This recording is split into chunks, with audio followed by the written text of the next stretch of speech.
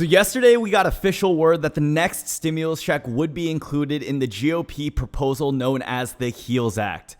The reason why this is so important is now it officially declares both parties, Republicans and Democrats, coming to a mutual official understanding that the second stimulus check is a necessity that goes within the next stimulus package that we are all looking to expect. This pretty much raises our chances from going to low to medium. Now it is extremely high when we have two parties in agreement for one commonality, which is those stimulus checks. So Brian, what's going inside of these next stimulus checks? Is this better than the last? How is it different? What I want to do in today's video is talk more in depth about the differences between this stimulus check and the last. And there are a couple interesting components to this new stimulus check, I would say on steroids in a way, that we did not mention in yesterday's video. So if you guys are tuning by from yesterday's video, if you're actually one of those people that dropped a like, we actually went ahead and surpassed that 10,000 like goal that we had yesterday. So thank you all so much. Last time I checked, that video had 16,000 likes, and seriously, you guys are all absolutely insane with the support.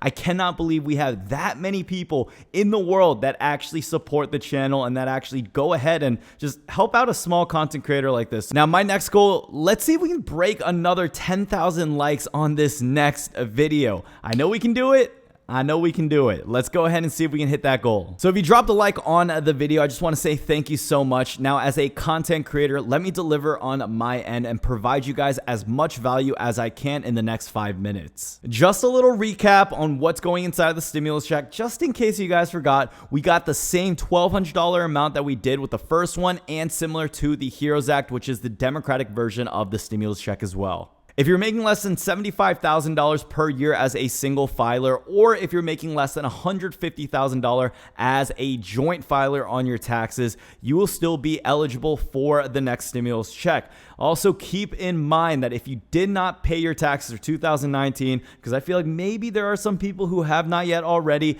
they will take away the information from your 2018 tax return. So if you had a huge discrepancy with the income that you made 1 year compared to the last, they're just going to take off the information from the previous most up-to-date year that you've had. So if you made $50,000 2018 and then 2019 you made $150,000, chances are as a single filer you may not actually see the next stimulus check. The easiest way to know if you qualify for this round of stimulus checks is if you got it the last time. So if you got any type of automatic direct deposit from the IRS, or if you received a physical check in the mail, chances are very, very, very high that you will receive another stimulus check in the near future. So let's talk about how this version of the stimulus check is much more improved and better than before. What Republican leaders are doing now is they're expanding the definition on the dependent that will receive the stimulus check for this round. Originally in the first CARES Act, if you were dependent, you had to be under the age of 17 in order to get that $500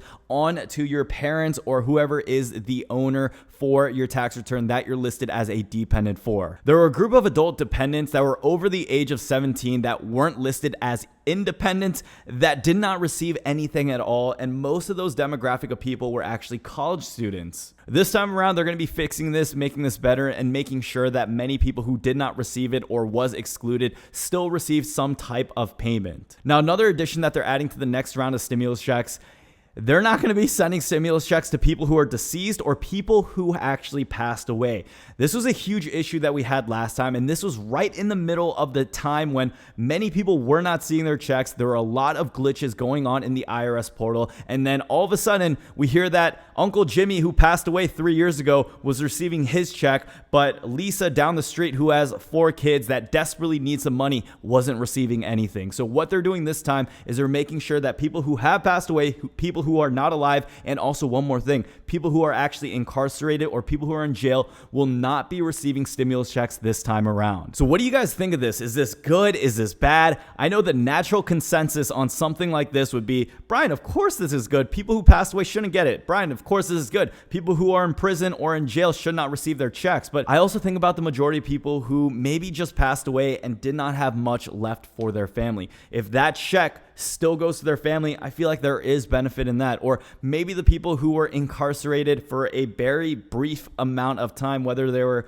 part of the protest, part of the riots, or maybe they got caught for a petty crime, whether it's speeding. And if you live in a state like Virginia, you can actually go to jail for just speeding, or whether you have a little bit of minor drugs on you. Whatever the case is, I'm not justifying people who are in jail, but I do know that there are a lot of wrongful cases where people end up in jail without actually not doing a serious crime at all. So is this bill stating that people who are in jail for a temporary amount of time for regardless of whatever crime they commit, they will be completely excluded from the next stimulus check? Imagine a scenario where little Bobby went down to the gas station, and he should not be doing this at all, but say he's starving, say he hasn't had food in 5 days, and he steals a pack of M&Ms and Skittles, and we know a story like this actually happening. He picks one up, he shoplifts that gas station, he ends up getting caught, goes to jail for maybe 1 or 2 nights. Is he going to still be included in the next stimulus check? Because of a payment like this is going to help someone in that type of situation. Like I mentioned earlier, I'm not justifying or advocating any type of crime at all, but what I'm saying is there are a lot of cases where people end up in jail where I believe that they are wrongfully there for. So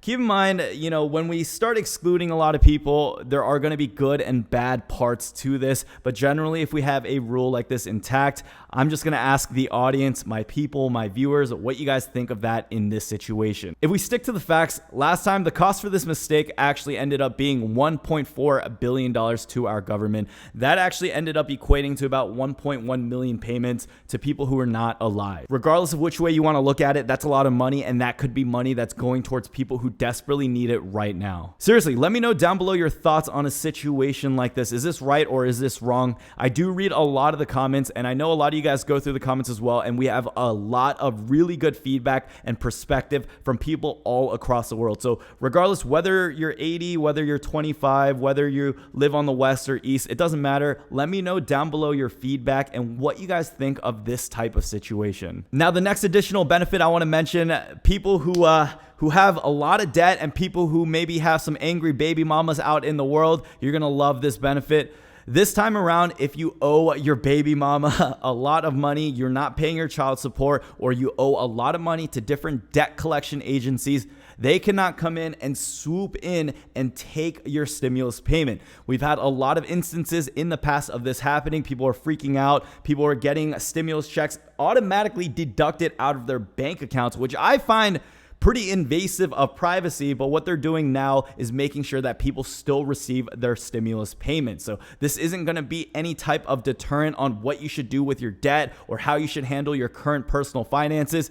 This is showing us that the government seriously wants people to just get the payment in their bank account. You can do whatever you want after that. You can put that towards the child payment. You can put that towards your credit card debt. You can put that towards a meal on the table, or you could go ahead and buy some Supreme or Louis Vuitton, whatever you want to do with your finances. Although the objective for the stimulus payments is for people to use this money to stimulate the economy and to get us rolling, they cannot mandate exactly how we spend those type of payments. In my opinion, regardless if you're in debt or not, or if you owe some type of mortgage or rent for the past few months, it doesn't mean that anyone can come in, even if they have access to your bank accounts, swoop in and take that money from you. This is something that everyone who is making less than $75,000 a year deserves to get. You have the freedom to spend this the way you do, and I feel like I just think it's completely wrong when other entities come in and do that. So the HEROES Act, which is the Democrats' version, and the HEALS Act, which is the Republicans' version, it's good that they have a lot of mutual understanding now. We're not seeing any arguments with different amounts. We're not seeing any arguments with the limitations on the minimum income requirement. There doesn't seem to be much fighting on this type of legislation at all. So hopefully this is going to be one of the things that they can really just work smoothly over. They can solidify, confirm this, and then move into other areas of the bills that they want to negotiate on. I really want you guys to keep in mind that nothing is 100% official. If you're seeing any other YouTubers that are coming up this close to the camera and they're making these thumbnails like this, it is, and they say it's 100% confirmed.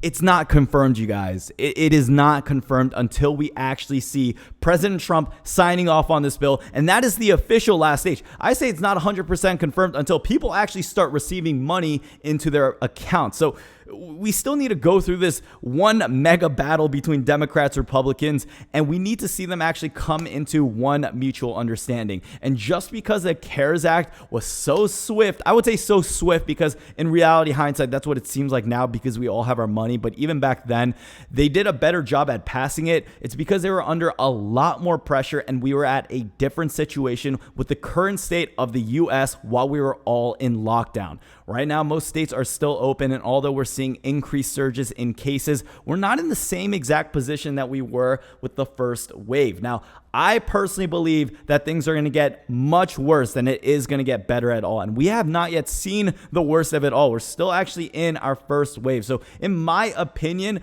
we may actually see this get passed a lot sooner than we realize. But at the same time, negotiations, you really can't rush these things, especially when you have such large parties at work. Now, I hope this video was able to provide you guys some type of value. If you guys stuck to the whole thing, I just want to say thank you all so much. Don't forget to hit that like button if you guys still have not yet done so already. Let me know down below your thoughts on the current situation, and let me know when you guys think the next stimulus check would hit our bank accounts. Pretty good prediction. If you guys want to see me make any type of additional videos, if you guys have any other suggestions, let me know down below in the comments what you guys have for me because I can easily make those type of videos.